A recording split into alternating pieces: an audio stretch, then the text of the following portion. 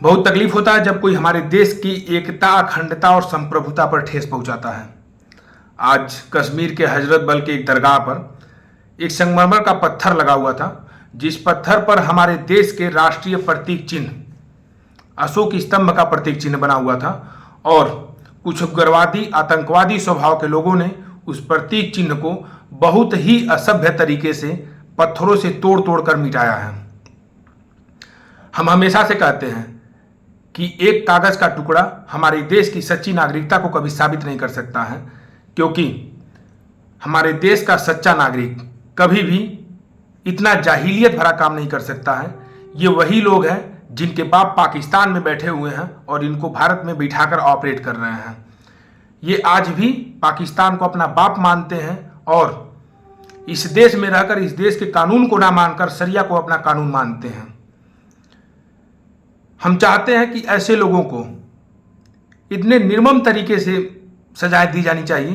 ताकि इतिहास में याद किया जाए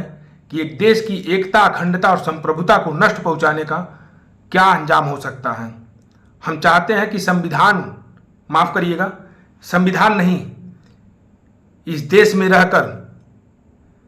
पाकिस्तान को अपना बाप मानने वाले और शरिया को इस देश का कानून बनाने की सोच रखने वाले ये कान खोल कर सुन लें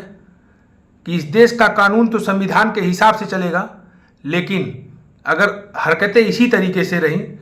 तो जरूरत पड़ने पर इनकी सजाएं शरिया के हिसाब से जरूर दी जाएंगी।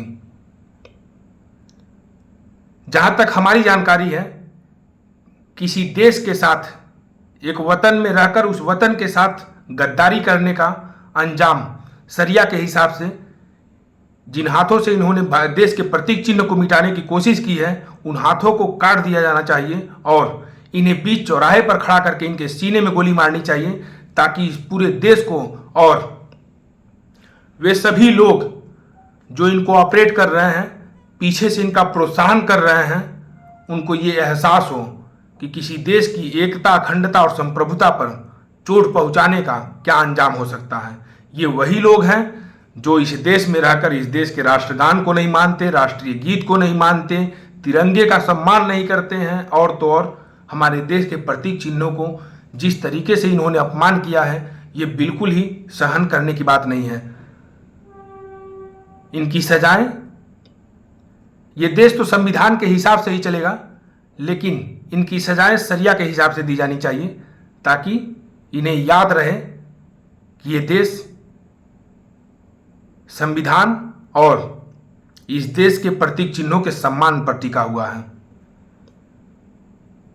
हाँ, एक आखिरी बात है कि कोई भी जाहिल, गवार और इस देश का गद्दार किसी भी तरीके का उल्टा सीधा कमेंट हमारे वीडियो में आकर करने की कोशिश नहीं करेगा, क्योंकि